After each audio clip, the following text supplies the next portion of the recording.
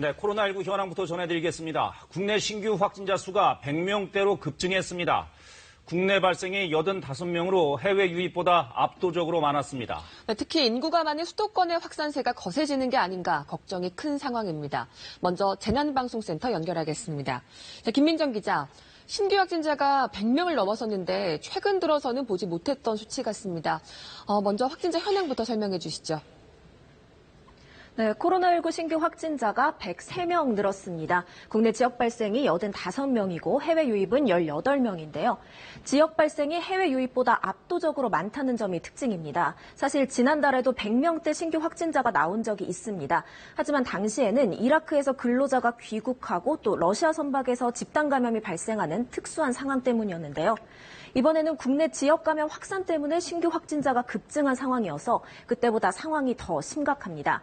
지역별로 보면 지역 감염의 경우 서울에서 31명, 그리고 경기에서 38명이 나와서 수도권 확산세가 뚜렷합니다. 최근 지역 발생과 해외 유입 확진자 추이를 비교해보면요. 한때 붉은색으로 표시된 해외 유입 확진자가 푸른색의 지역 발생 확진자를 넘어섰었지만 보시다시피 이제는 다시 이렇게 역전된 상황입니다. 이번에는 주요 집단 감염 현황도 살펴보겠습니다. 서울 롯데리아 종사자 모임에서 어제 기준으로 누적 확진자 11명이 나왔고요. 또 모임 참석자뿐만이 아니라 직장 동료에게까지 전파된 게 확인됐습니다.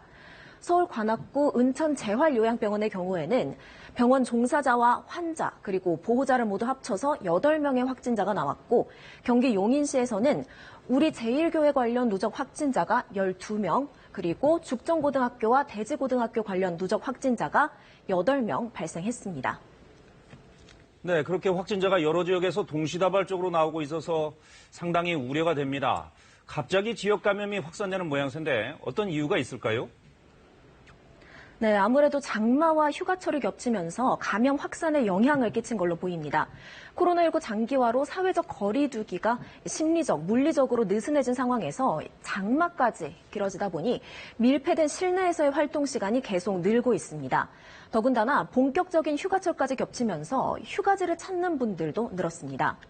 상황이 이렇다 보니 최근 2주간 감염 경로를 분석해봐도 감염 경로가 확인되지 않은 깜깜이 감염의 비율이 13%를 넘어섰습니다. 감염 원인을 알 수 없는 조용하고 광범위한 전파가 우려되는 대목입니다. 방역당국은 연휴 기간 동안 소모임이나 클럽, 유흥시설 등 다중이용시설 이용을 자제해달라고 당부하고 있습니다.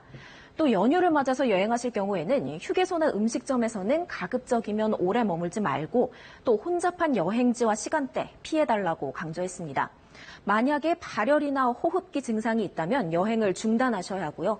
또 증상이 없는 분들도 마스크 착용과 거리 두기는 꼭 지켜주셔야 합니다.